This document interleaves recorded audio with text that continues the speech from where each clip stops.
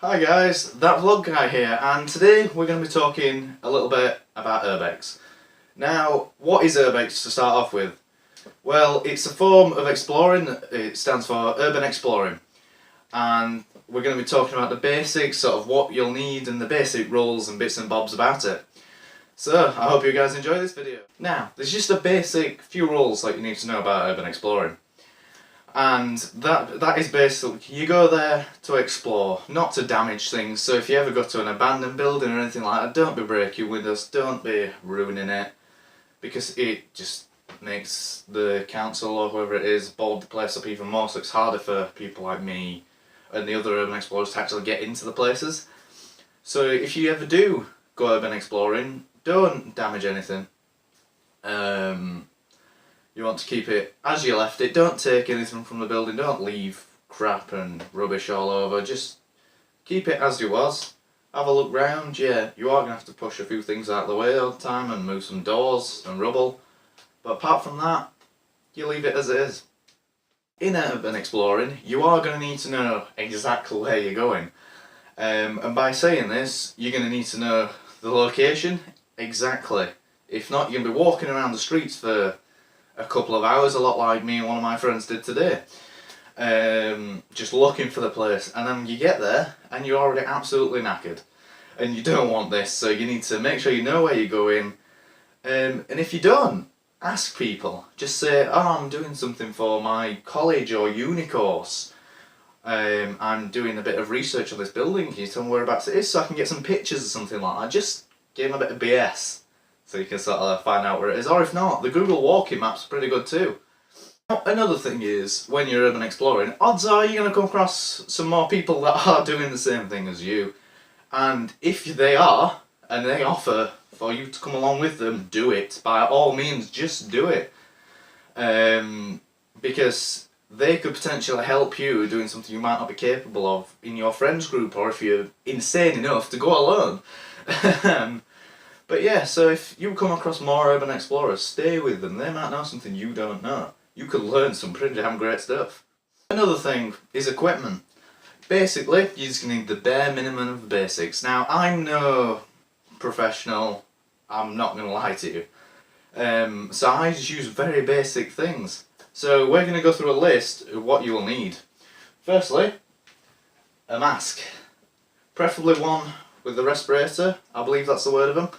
Or a filter, that's it, preferably one with a filter. You pick up these from Poundland, Poundworld, 2 for £1, simple. I don't really want to show you guys to fit them, but if you do want to know, these two over your head, this one sort of sits around your neck, and this one goes over your ears. If it's not tight enough, you just sort of press this down your nose and it tightens up for you. So the masks are very good, because if you're walking into a building and there is stuff you don't want to be breathing in, such as the dust, the mould, the smell of the pigeon shit, that's quite a big thing, it's always good to have a mask. And plus, it kind of covers your face up a little bit. If you can't get a mask, such as the biking snood type things that just go around your neck and over your face, they're good enough. As long as you've got something to go over your face. And another thing, gloves. Now, you can go to Poundland again, Poundworld, go and get those cheap fingerless gloves. But mine are professional free running gloves, perfect amount of padding on the palms, no fingers in them, so you can still sort with the cameras and things like that. But if you do need to push anything or grab onto anything to pull yourself up, plenty of padding, so that's something you want, a lot of padding on your hands. And they're about 15 quid from Amazon, maybe a tenner, not too much, and some very decent gloves as well. Another thing, torches. Now, it's a good thing I have a head torch, so obviously on your head, and I also have a small LED torch as well. So it's always good to have some light, because you don't want to be carrying your phones about with you, because if you drop them, you will smash your screen.